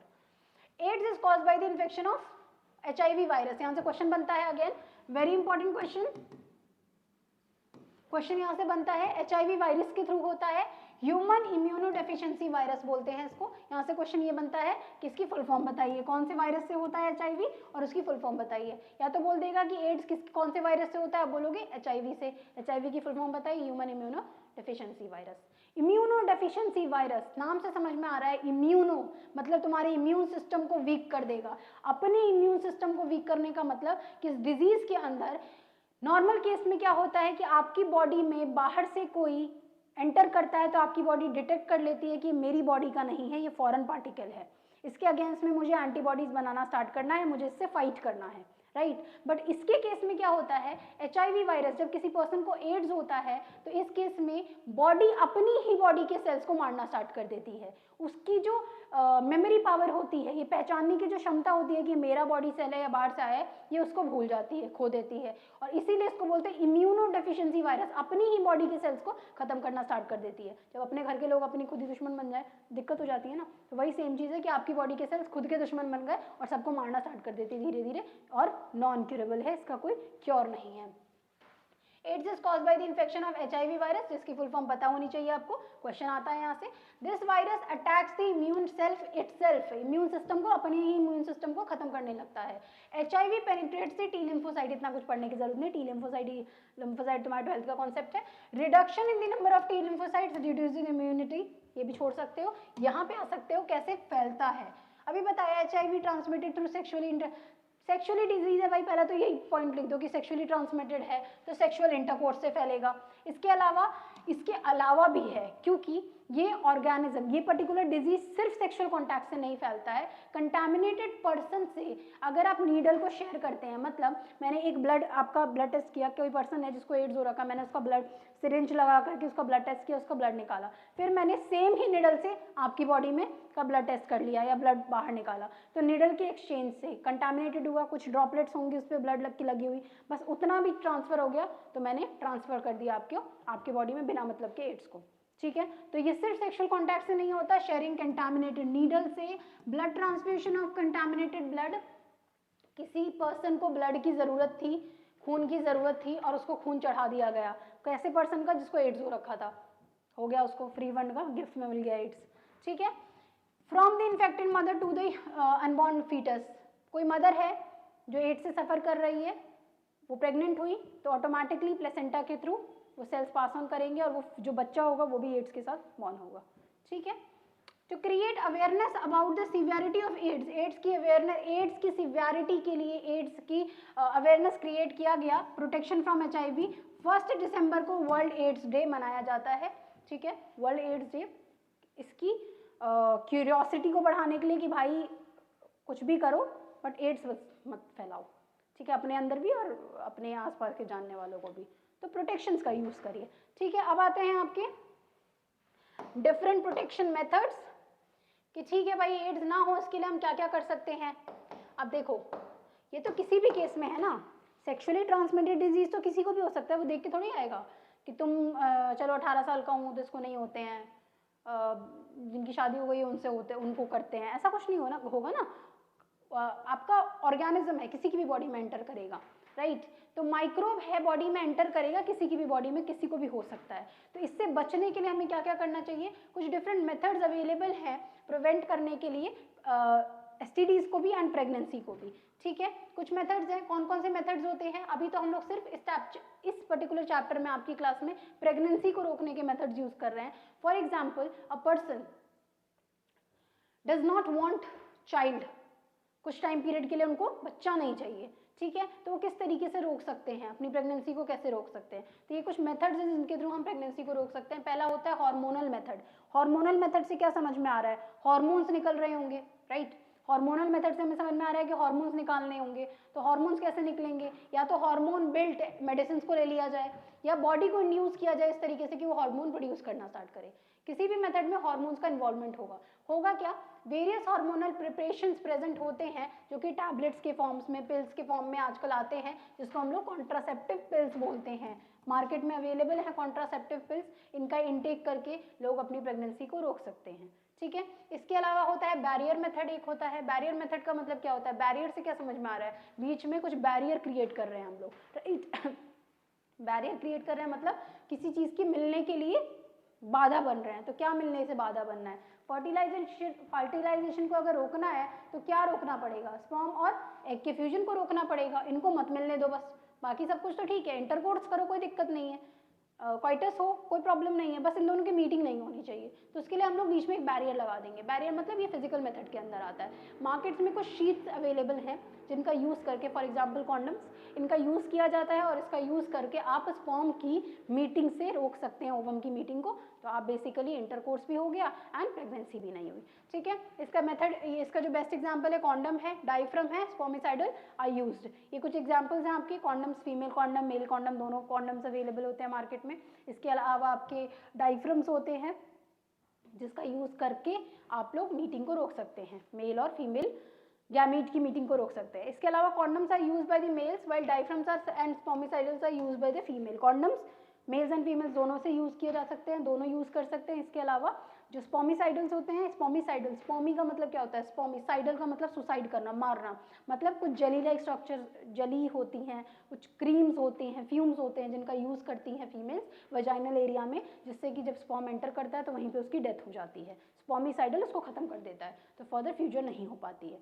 इसके अलावा डायफ्रम भी फीमेल्स यूज करती हैं, डायफ्रम भी कॉन्डम जैसा स्ट्रक्चर होता है जो फीमेल की वजाइनल वल्वा एरिया पे लगाया जाता है, जिससे वो फर्दर एज अ प्रोटेक्शन काम करता है वो प्रेगनेंसी को रोकने के लिए। इसके अलावा इंट्रा यूट्रीन डिवाइसेस होती हैं। इंट्रा यूट्रीन डिवाइसेस क्या मतलब समझ में आ रहा है, इंट्रा मतलब अंदर, यूट्रीन मतलब यूट्रस के अंदर, डिवाइस मतलब डिवाइस, तो ये थोड़ा टिपिकल प्रोसेस हो जाता है। अगर कोई कपल है जो कुछ टाइम पीरियड तक प्रेगनेंसी को रोकना चाहता है, लाइक दे डोंट वांट कि 5 to 6, या फिर कोई अपना पहले बच्चे और दूसरे बच्चे के बीच में थोड़ा गैप चाहता है, 5 to 7 ईयर्स का गैप चाहता है, तो ये वाला ऑप्शन वो वाले कपल्स यूज करते हैं। वो यूट्रस के अंदर अपनी डॉक्टर की हेल्प से, नर्स की हेल्प से कुछ डिवाइसेस लगवा लेती हैं, 5 से 7 साल की छुट्टी हो जाती है, उनकी बॉडी में वो यूट्रस से जो डिवाइस है वो हार्मोन्स को रिलीज करता रहता है, जिससे कि प्रेगनेंसी नहीं हो पाती। नॉर्मल कॉइटस होता है, नॉर्मल इंटरकोर्स होता है, लेकिन क्योंकि हार्मोन्स का बैलेंस थोड़ा ऊपर नीचे कर देता है, जिसकी वजह से प्रेगनेंसी होने नहीं देता है, इसलिए इसको बोलते हैं इंट्रा यूट्रीन डिवाइस। ठीक है, यूट्रस में डिवाइस को इंसर्ट कराया जाता है। आइडियाज सच एज लिपीज, थोड़ा नाम बस याद कर लो और कुछ नहीं चाहिए। Copper T, Lippes loop are fitted in the uterus, they prevent fertilisation, जिससे वो फर्टिलाइजेशन को रोक देता है। ठीक है, सर्जिकल मेथड होता है, सर्जिकल मेथड होता है जो टेम्पररी मेथड होता है, बच्चा चाहिए ही नहीं, अब 1 हो गया 2 हो गया, फर्दर हमको चाहिए ही नहीं लाइफ में, तो अब वो लोग मेथड यूज करते हैं, वो कपल सर्जिकल मेथड का यूज करते हैं, जिसमें वो सर्जरी करा लेते हैं। सर्जरी 2 तरह की होती है, मेल भी करा सकता है, फीमेल भी करा सकती है, कोई भी एक करा ले तो अल्टीमेटली प्रेगनेंसी नहीं होगी, किसी भी एक को कराने की जरूरत है। कैसे करा जाता है? मेल के अंदर कौन सा ट्यूब था जो पास कर रहा था? Vast difference. फीमेल के अंदर कौन सा ट्यूब था? Fallopian tube. ठीक है, किसी एक को कराना है तो एक को कट कर दो, अगर फीमेल को कराना है तो फेलोपियन ट्यूब को काट दो, दोनों फेलोपियन ट्यूब को काट दो, 2 एंड्स प्रोड्यूस हो गई, दोनों को अलग अलग बांध दो, एक नॉट लगा दो। नॉट लगाने की जरूरत क्यों पड़ी? क्योंकि अगर ये ऐसे हैंग करते रहेंगे बीच में तो हमारी बॉडी की कैपेबिलिटी है कि अगर ये बार बार आकर कैसे टकराएंगे तो इसमें ज्वाइनिंग हो सकती है, सेल डिवाइड करेगा और ये जाकर के एक बार कभी ज्वाइन हो सकता है, तो फ्यूचर में 10-12 साल बाद अगर ज्वाइन हो गया तो वापस से हो जाएगी फर्टिलाइजेशन। तो इसको रोकने के लिए हमने बीच में से एक एक कट लगाया और टाई कर दिया इसको, ताकि कोई ज्वाइनिंग पॉसिबल ही ना हो, दूर कर दिया, थोड़ा सा सेपरेट कर दिया दोनों को। अब हो गई इसकी सर्जिकल मेथड। क्योंकि इसमें क्या कर रहे हैं, फेलोपियन ट्यूब को काट रहे हैं, इसलिए इसको ट्यूबेक्टॉमी बोलते हैं। ट्यूब के काटने को ट्यूबेक्टॉमी बोलते हैं। अगर यही काम हम मेल में करें, मेल में वास्ट डिफरेंस पे कट लगा दो, सीजर से कट लगाया, दोनों को टाइट कर दिया, नॉट को दो नॉट टाइट कर दिया। जब वास्ट डिफरेंस को कट कर रहे हैं, वास्ट वेसेक्टॉमी बोलते हैं। Vas deferens is present in male, fallopian tube is present in female, tubectomy, vasectomy. ठीक है, परमानेंट जुगाड़ है ये, नहीं चाहिए बच्चा फर्दर, परमानेंटली खत्म करिए इसको करा करके। In females the fallopian tube is ligated, ligated का मतलब होता है बांधना, कट किया एंड लाइगेट किया, this is called tubectomy. In males the vast deferens is ligated, this is called vasectomy. ठीक है, इंड्यूस्ड अबॉर्शन, इसके अलावा ये सब ऊपर वाले मेथड कुछ भी करना भूल गए, कॉन्डम नहीं लगाया, पिल्स नहीं लिया, ये नहीं कराया, कुछ नहीं किया है, बच्चा हमें नहीं चाहिए था फिर भी प्रेगनेंसी हो गई, अब क्या करें? तो इंड्यूस्ड अबॉर्शन कराया जाता है। मेडिकली टर्मिनेटेड प्रेगनेंसी बोलते हैं इसको, मेडिकली मतलब मेडिसिन का यूज करके, टर्मिनेशन का मतलब खत्म करना, प्रेगनेंसी को खत्म करना, मेडिकली टर्मिनेटेड प्रेगनेंसी इसको बोलते हैं MTP। आप ये सब टर्म्स यूज कर सकते हैं अपने एग्जाम में, medically terminated, termination of pregnancy,